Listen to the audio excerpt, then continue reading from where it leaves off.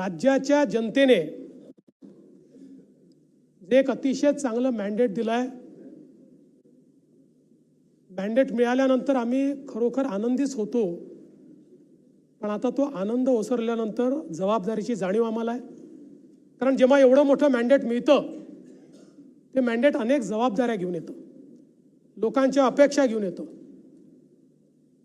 त्या अपेक्षा पूर्ण करणं ही आमची जबाबदारी आहे। आणि म्हणून जी काही आमची क्षमता आहे, त्या क्षमतेचा पूर्ण वापर करू। अलीकडच्या काळामध्ये अनेक मीम्स चालतात। आमचं सरकार ज्यावेळेस तयार होत होतं त्यावेळी एक व्हिडिओ आला होता।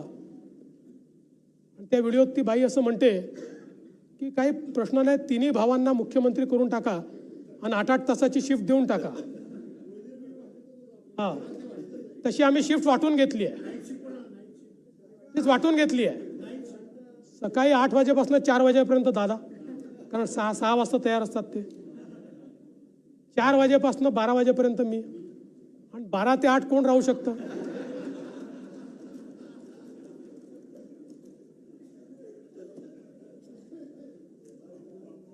त्यामुळे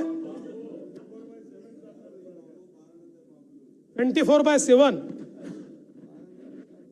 समाजातल्या शेवटच्या व्यक्तीचा विकास करण्याचा प्रयत्न आपण करू।